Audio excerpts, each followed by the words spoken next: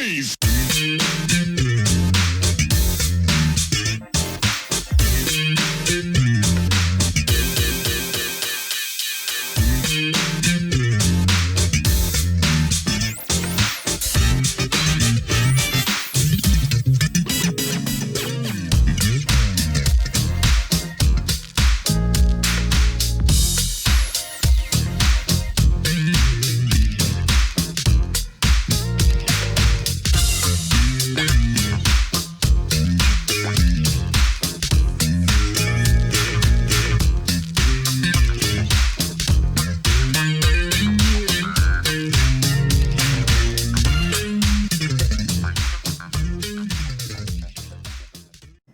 One thing I got to say about When Love Calls, to me, it's sort of in a vein of, it makes me think of Ain't Nobody by Rufus and Shaka, but it came before that, you know?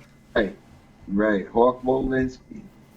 I remember when we met Hawk Wolinski because we recorded something at his studio one time, and I can't remember what song it was. But yeah, he was an energetic guy. Yeah, but that Ain't Nobody is, boy. I did a remake of that. I never put it out, but I got a real funky track of that. That was one of my favorite songs. Yeah, it's a classic, no doubt. But you got Hmm. plenty of your own classics. Brilliance came and went to number one on the R&B chart. That was the Hmm. first chart topper that you guys had.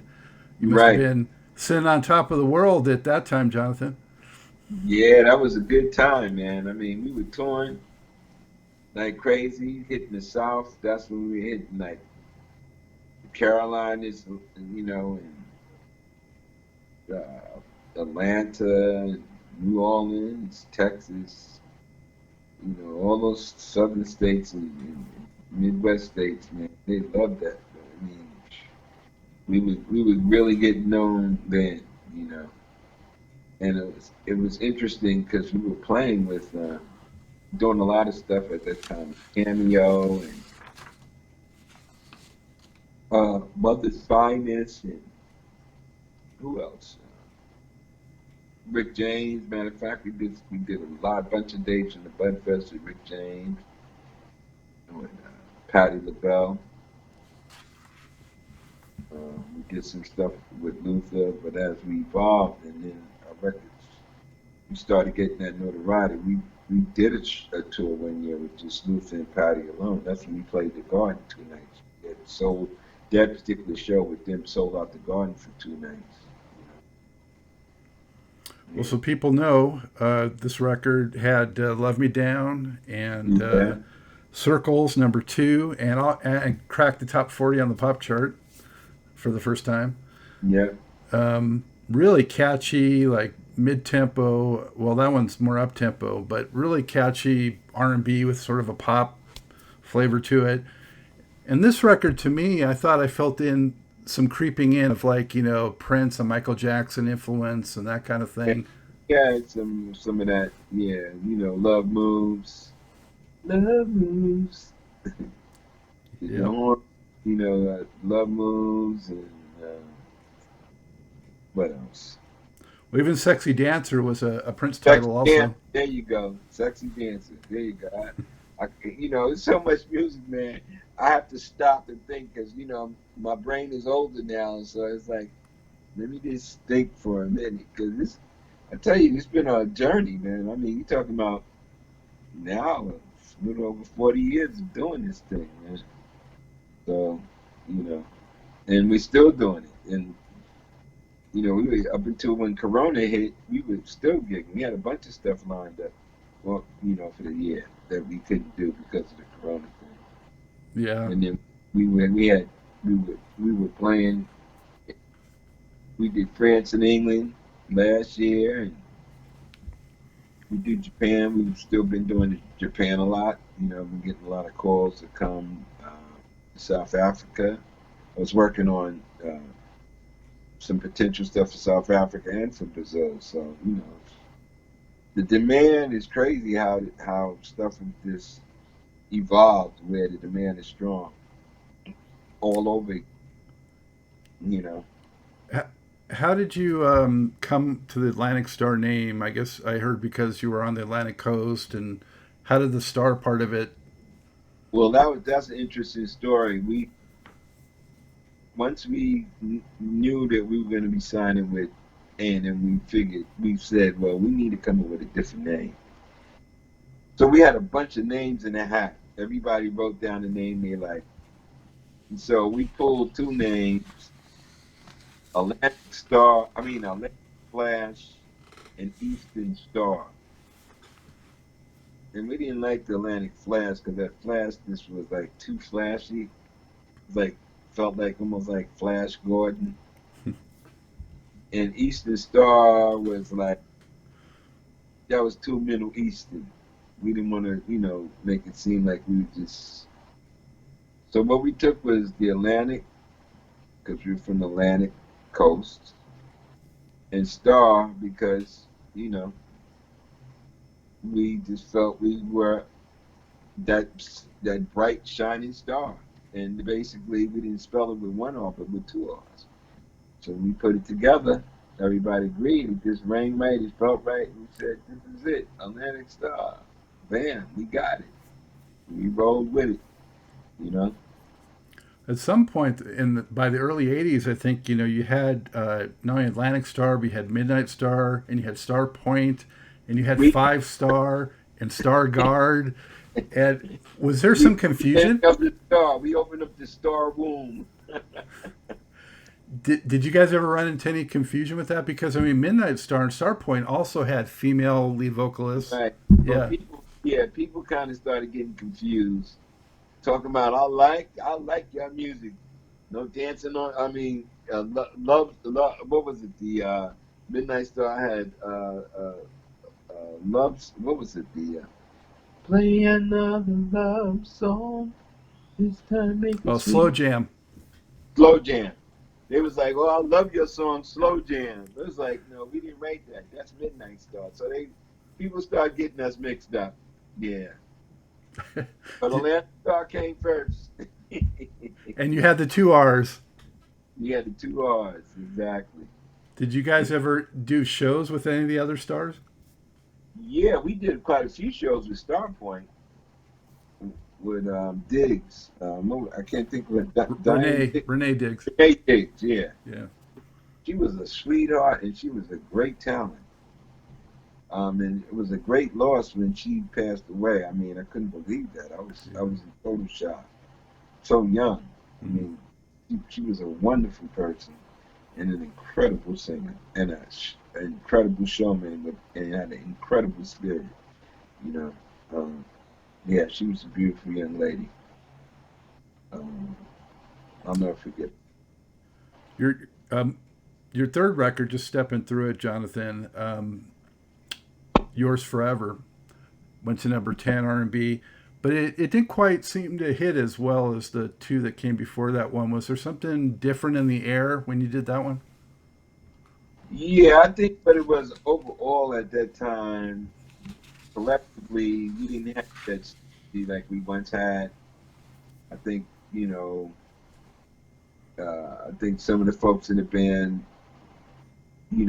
felt a little uh, indifferent to some things that they weren't getting their stuff picked as far as songs um, and it was like what happens in a family. You get a riff going, and people start getting you know uh, angry or feelings towards each other, and then it changes. It creates a problem. You know what I'm saying? So I think at that point in time, some people really wanted to just kind of like maybe do their own thing, or felt the direction of the group was no longer the direction that they wanted to go in. Um, and like I said, um, I think because my brothers and then myself at that time I had written a couple of things, because it seemed like I guess they felt the focus was more on the Lewis brothers that it creates some feelings. So I think what happened was it reflected in the music. You know, I think, like I said, we had kind of, you know, started going in different directions. Let's put it that way. So you had some personnel changes. I think Sharon left, and Right. Barbara came in, Barbara Weathers, and Well, you also had fewer band members on the next record. yeah. Basically, what we did is, everybody sort of like had a, you know, just basically threw their hands up and said, "I quit." you know, and then A&M basically took back who they wanted. Um, Sharon, they wanted to keep, but Sharon, went in a different direction.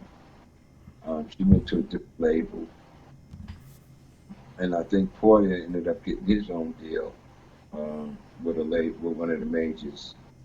So myself and my brothers and Joy Phillips basically stayed, and did a completely new deal with A&M. And then at that time, my brothers David and Wayne were working on a demo for Barbara Weathers for MCA Records. But MCA, I guess for whatever reason, they didn't hear it, so they passed on it. So at that time, we had a spot for a female to come in, and Barbara happened to be available, so we incorporated her into the As the Band Turns Out, and basically that's basically how that evolution happened. You know, Well, you guys certainly bounced back well in terms of, again, chart and radio success with that record, and right? you had a very atypical for you guys lead single, and the first track, "Freak-A-Ristic," was Yeah, super funky and more funky than you know. yeah, it was different for us, Yeah. but it was funny. I'll never forget that song. We were at my mom's house because we had a setup upstairs. And I remember I came upstairs one night, and my brother David was playing this funky thing. I was like, "What is that?" And so he had played it, sequenced it.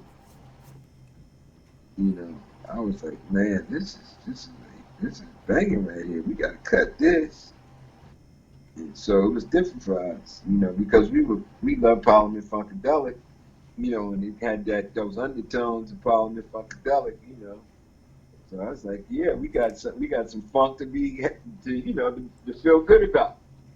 So it's like let's put it out. And so yeah, that became the first single, and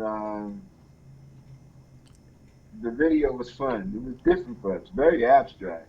We never would have thought we would have had something like that. But yeah, that was David that came up with that idea. You know. I think it's quite a impressive feat that you guys had as big of a hit with that, with how different it was from some of your other stuff. So it showed a lot of range. Yeah, well, what it was is it lined up with the times at that time. It was a song that kind of fell right in that groove with the vibe that was going on at that time. You know, um, 85, yeah. and then we had. I remember we cut that record we cut a lot of that record at Sound Castle in L.A. I'll never forget it because I know Natalie Cole was over there at that time, and she was working on. I think it was. Yeah, I think it was that album that she was working over there in the studio at that time. And then we had John Barnes come in, and he played a lot of the Fairlight and emulator stuff on Freak-A-Ristic. You know what I'm saying? Because that's the first time we really had incorporated. Because John Barnes did a lot of stuff for Michael Jackson, Mm. and so that's what gave it that boom, ba dong, dong, dong. He sampled that, Hmm. and he was playing the Fairlight, and that was a whole new different sound, that digital sound that was going on at that time. So that really put us in a whole different place. when he came in, and like I said, we cut that at Sound Castle. I can remember that session like yesterday. You know, we worked with an engineer called Bino. He was a young guy at that time, and working on that new board, those SSL boards and stuff. He was like, but yeah, the vibe was good. I remember the way he was just rocking it. But yeah, that was our first funky thing. Freak-A-Ristic was it was experimental, but it was difficult, but it was fun. Let's put it that way. You know. Yeah, I definitely enjoyed it. Um, so you guys enjoyed making videos in general, and what about like TV appearances and that kind of thing?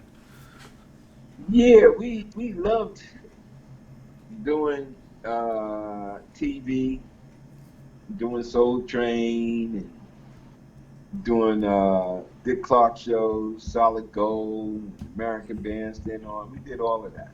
You know, um, that was fun. Dick Clark was a great guy. He was Mr. Personality, Mr. TV, Mr. Radio. I mean, Mr. Music, because he goes way back. Like the guy was talking about Cousin Brucey and them back then, American Bandstand. I remember a kid watching American Bandstand. So to really be on American Bandstand, that was like, wow, I'm on American Bandstand. You know, you couldn't get more crossover than American Bandstand. You know. Yeah, with the ageless wonder, Dick Clark. Yeah, he was a great guy, man. He was a personality that you know that was a true music guy. Let me ask you this, Jonathan. How did Barbara differ from Sharon in terms of her sound and also how she went about her business? Well, Sharon had more of a.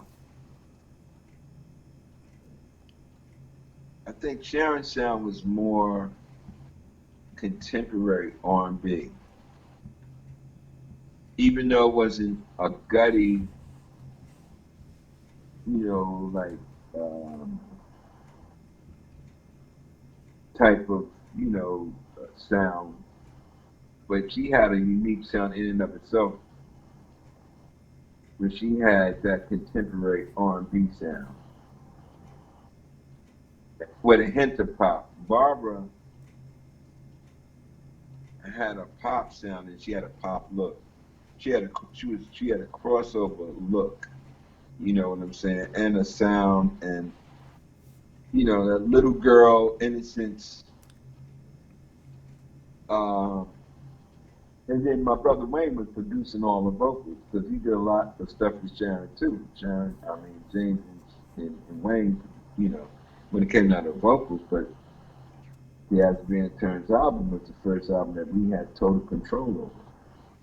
So Wayne really, really worked Barbara's vocals. And she came with uh, a certain awareness and talent because she was playing with a band down in North Carolina. So she had already had like more or less a musical concept. She knew how to deliver, and she had a good stage presence too. So I think that's really what it was with her is because she had a stage presence. Because when Barbara came in, we toured a lot. We did a lot of shows. We collectively, when Barbara came in, we were out on the road almost for 11 months. I mean, we put all the time together, not consecutively, but um, collectively, we were out for almost 11 months that year. We were in the Far East. We did a Pacific Command tour with the United States Air Force all throughout Southeast Asia. And what happened was, from us playing down there, it kind of boosted us because then the vibe came back and the word got back about us back in the States. So once we got back home, after that tour, we might have laid off about 3 weeks, and then bam, we was right back because we were in rehearsal. We were right back on the road 3 or 4 weeks later, and then we stayed out there. I mean, we were working, I mean, non-stop. You know, I'll never forget. I think Detroit. We must have played Detroit about 6 times that Wow. and New Orleans and all. I mean, we were busy. You know, we were real busy. So yeah, I think Barbara's. And then we started. We did a lot of stuff overseas. We played England and we played Japan. And when we hit England, we played Hammersmith. It was a wrap after that. Hmm. You know, because I mean, we did Hammersmith, Croydon, and Manchester. But when we did Hammersmith, oh my God, we turned that joint out. It was like so crazy because the people started chanting after a while. And they started chanting so loud that you couldn't hear the monitors on stage no more because the crowd was like, it was this roar going on. I was like, oh my God. Wow. You know, I never heard nothing like it. It was kind of scary, you know but to have that energy, because that's what it was, to feel the dynamics of that energy, and you slapping them in the face. And we were playing Freak-A-Ristic, and we had a guitar player with us at the time. His name was Fritz Cadet. And Fritz was, oh man, this guy was one of the baddest guitar players, that unsung heroes that you never really heard about. But this guy, when he would open up, oh, yo, he was in the middle of his solo and the music, the apex, and it just took off. It just went to a whole nother zone, and everybody was in the zone. And all you could do is get the feedback. You know, it's like after a while, it was so loud that you couldn't hardly hear what was going on stage anymore. That the crowd was going crazy. I was like, this is incredible. You know, it was a high. I'm not gonna lie with you. I didn't have to drink or do nothing. After I came on stage, it was like I was high because that's Yeah. what it was. It That's was a a high. beautiful thing, man. That's what music's all about right there. Yo, they showed us big love. I love playing England. You know, because one thing about when you play England, they either love you or they hate you. Hmm. There's no in between. When you go there, you got to go there knowing that you better put that work in. Because you come to London wrong, they're gonna let you know. Hmm. You know. I didn't realize until I went back and looked again, but that record, As the Band Turns, was kind of like a Thriller or Purple Rain for you guys or whatever, because there were so many, Exactly. almost every song was a single, right? Exactly. Almost every song was a single on that record. I mean, that's unusual. Well, I got to tell you, we were in the zone when we were doing that record because we had a lot of the songs already ready before the band broke up. Because you got to remember, we were in the process of getting ready to start recording again prior to us starting the As the Band Turns album. So when it fell apart, we went to a cool spot for a moment. The record company, we did a whole new deal, and then we started working on As the Band Turns. And then at that time, I was doing a lot of, my brothers were playing a lot of the parts and stuff, but I was sequencing, I was programming everything. You know what I'm saying? I was working with them, so they would play, but I was programming. And, so it was a lot of good energy that went into that record. You know what I'm saying? Now, two of the songs, I wasn't around when they did those two songs because I came back to New York and from California. Those two songs were "Secret Lovers" and "Silver Shadow." So I didn't hear those until they came back to New York. Did you guys have any say in what would be a single, or was it purely up to the label?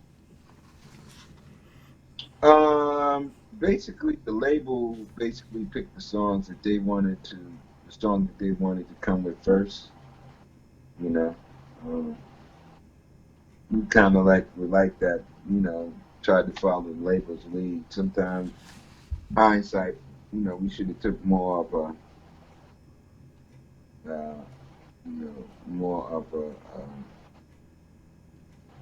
adamant approach when it came down to what songs you're going to go with. But we were programmed to, think the record company had all the answers, so we let them choose what they wanted to choose.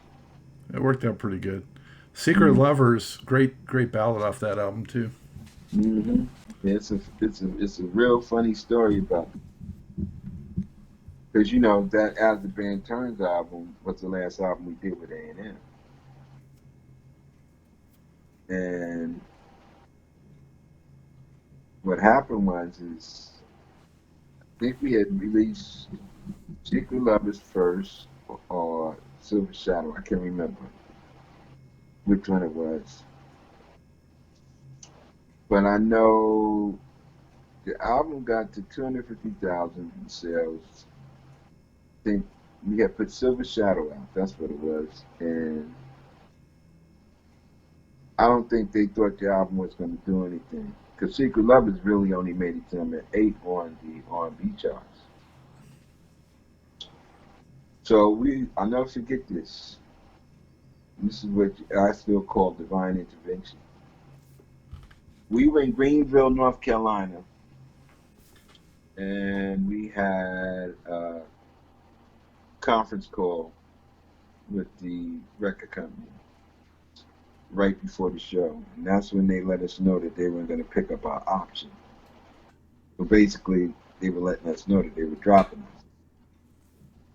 So we were there with the Confunction and I can't think it was 2 other bands. That night after we had our meeting, of course, prior to the show, we were a little down, you know. And so I think it was the drummer. Yeah, I think he was the drummer, light-skinned brother from Confunction. He came in and he said to me, he said, my man, I've been listening to your set.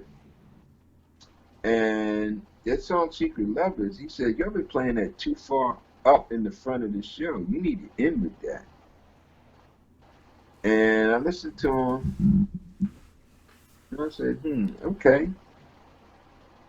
So I thanked him, and I told, when I got my brothers, we talked about it. I said, well, you know what, let's end with Secret Lovers tonight. What the heck, you know. So sure enough, we got to the last song. Barbara did her introduction like she always did for Secret Lovers. And we hit it. And we were playing, we were in the middle of playing it. Got to the last chorus and last sing along. Last 16 bars when it's starting to, right before we ended it. Sold out crowd in Greensboro, North Carolina, 18,000 people. Everybody in the arena lit lighters up. So the whole arena lit lighters was lit. Yes, before smartphones, right? Before smartphones. A whole arena, they just had these lighters. They looked like candles. And I'm sitting there at the end, and I'm playing the last 8 bars, and I'm looking out there, and I said to myself, A&M just made a big mistake. We getting ready to blow up.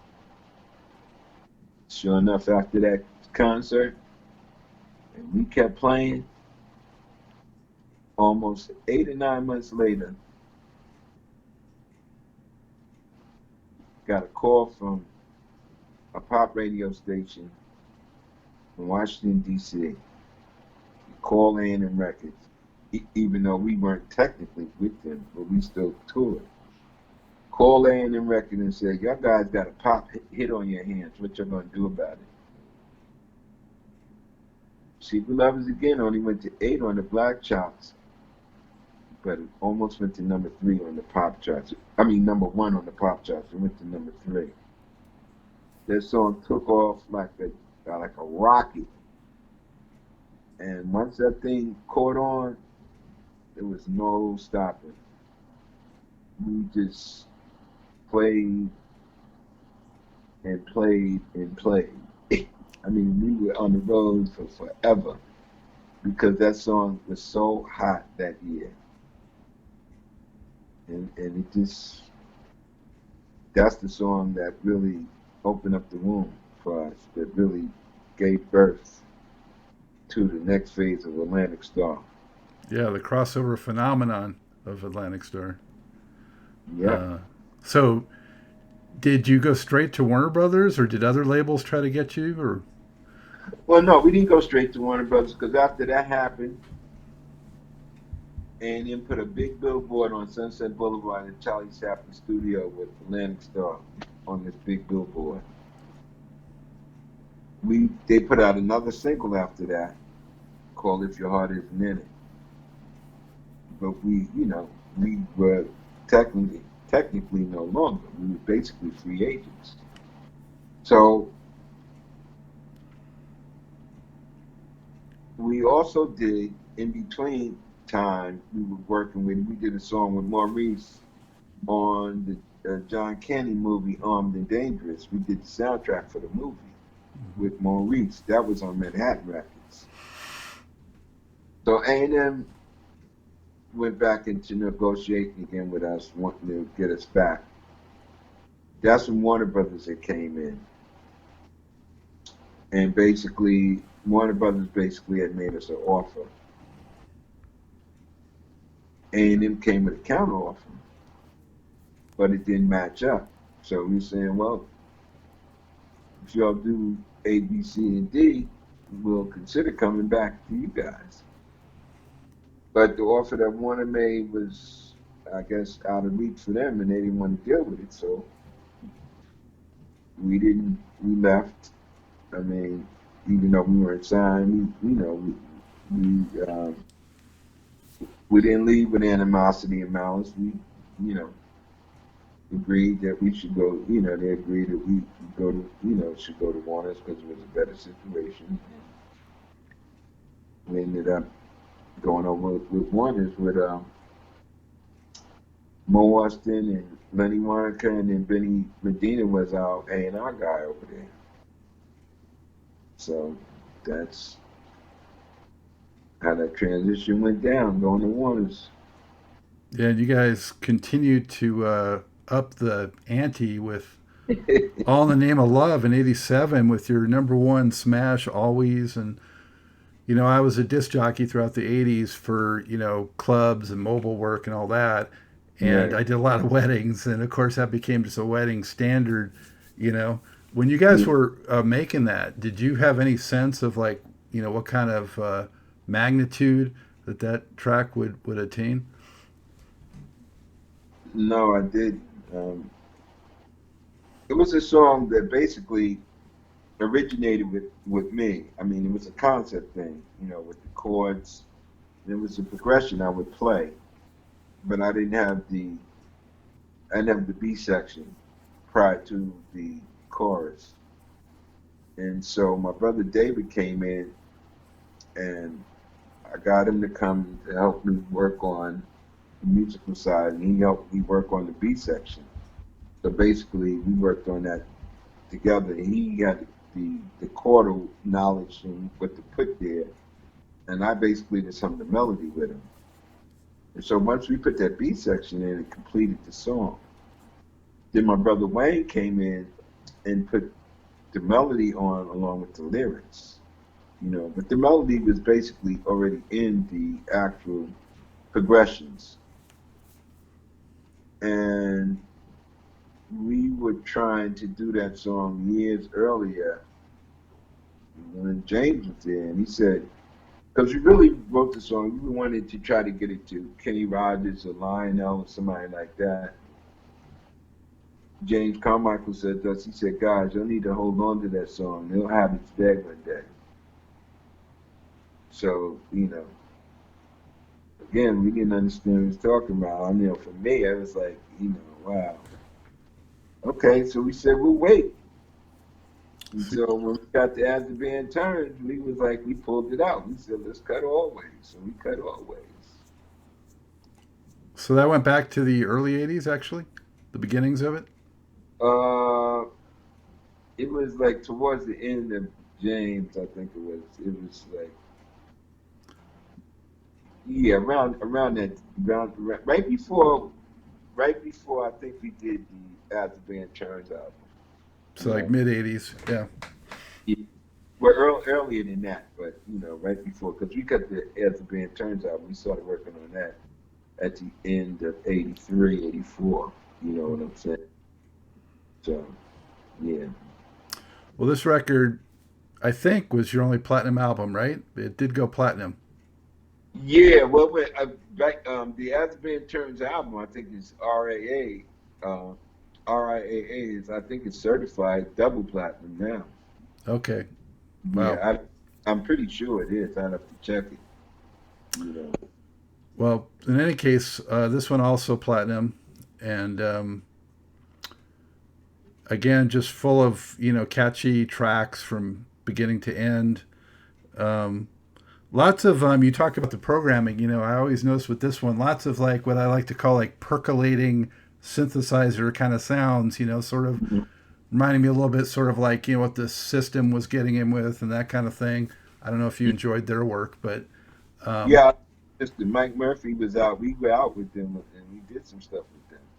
Matter of fact, the guitar player in there playing with Mike Murphy, Paul Pesco, we gave him his first shot of being out on the road. And he went on to play with Mike Murphy and then did Madonna's tour. So, we wow, were able to help some folks jumpstart their careers too. that's great. That's awesome. Yeah. Um, but it must have felt good too. This was self-produced, right? Yeah, yeah. That was all done again with the Lewis brothers. We all, did what we do, stayed in our lane and did what we did best. Was that part of negotiating that new deal? Hey, we're going to produce ourselves. Um, Basically, we didn't have to really go too deep into that because we already had the respect at the end as the Pan Turns album. That kind of went without saying. We didn't need a producer anymore. You know, we were basically seasoned producers ourselves. One track I want to mention from that record, Jonathan, is "All in the Name of Love." I was a little surprised that wasn't a bigger hit. That one. Yeah, that should have been. Sam Dees wrote that. The guy that wrote that "Send for Me." Mm. Yeah, Sam Dees wrote that. I used to love to hear Sam Dees sing. When we had a place out in LA, when he would come by and he would play stuff and sing stuff, and man, Sam was was a magical guy. I mean, he had a vibe about him that was great, old school, Mm. but he was really like incredible.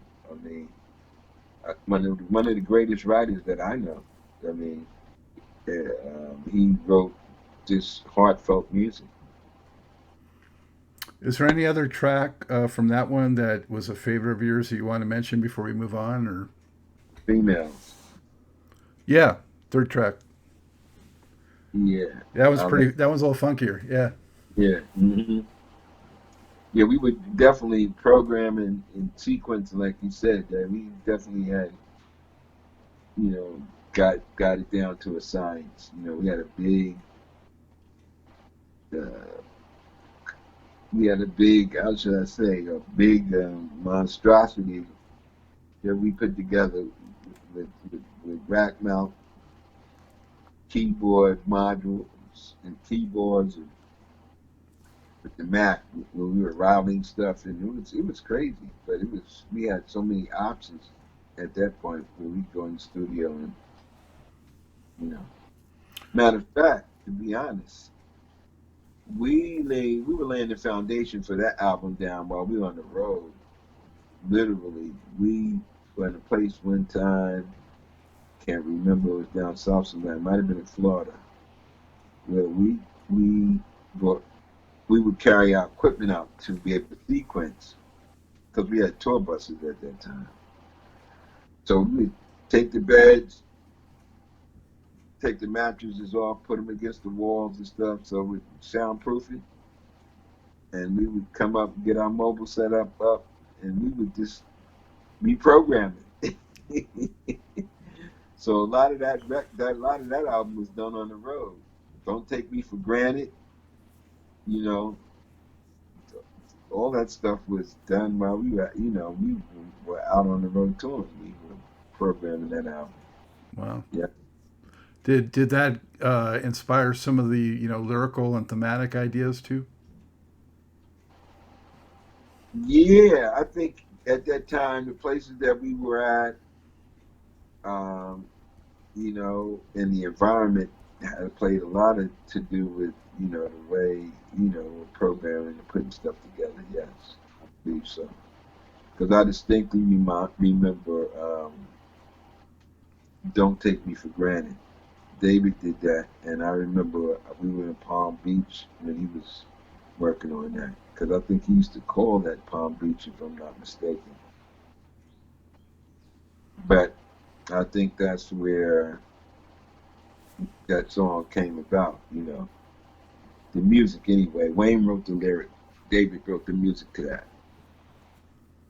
With all the classic romantic type tracks that Atlantic Starr has done, who's the hopeless romantic of the group?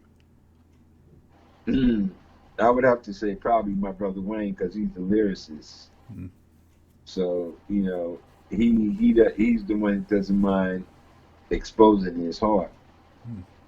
See, for me, that's a hard thing to do.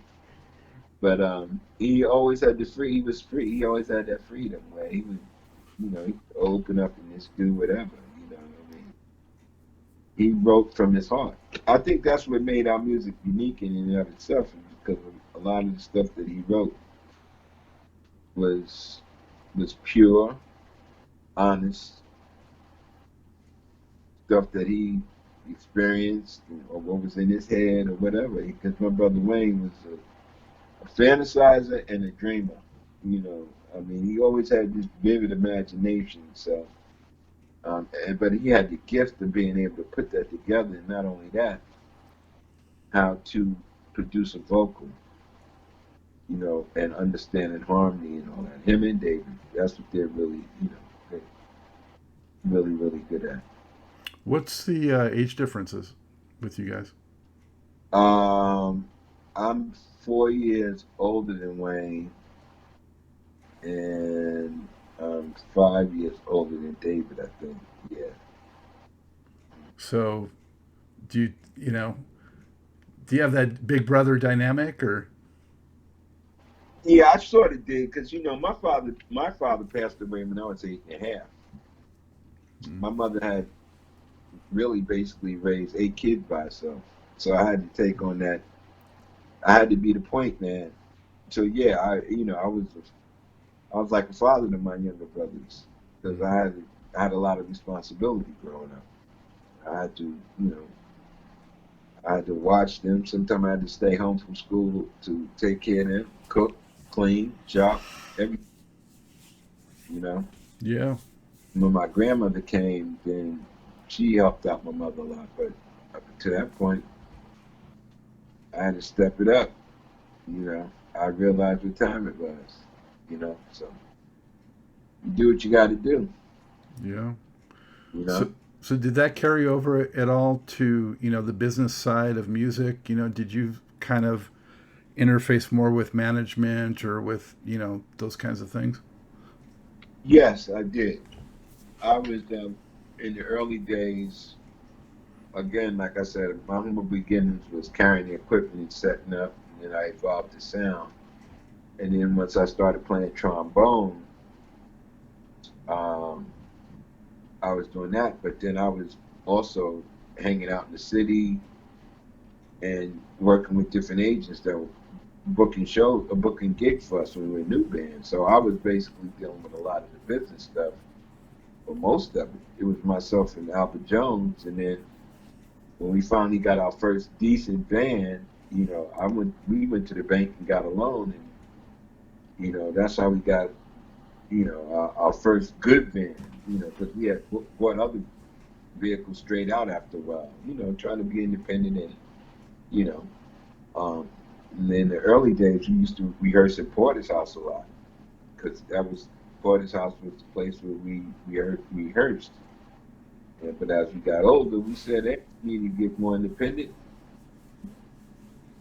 Get out there, get a van, get a rehearsal spot because my mother's car, she had a Malibu, and that was the band that turned into the band car. I wore that car out. What year Malibu? It was a Malibu station wagon, Oh, at least it was a station wagon. and it must have been like 68, 67, Mm. 69 station wagon. And used to pack all that equipment up in there prior to us about getting bands and stuff, and you know, and then early days when we first started, the bass player's father, Clifford Archer's father, Mr. Archer used to drive us around, you know. But like I said, as we evolved, we were trying to get more independent and more self-sustaining. And so that's what we did. Yeah, we ended up doing it big time. You guys became superstars, really. Yeah.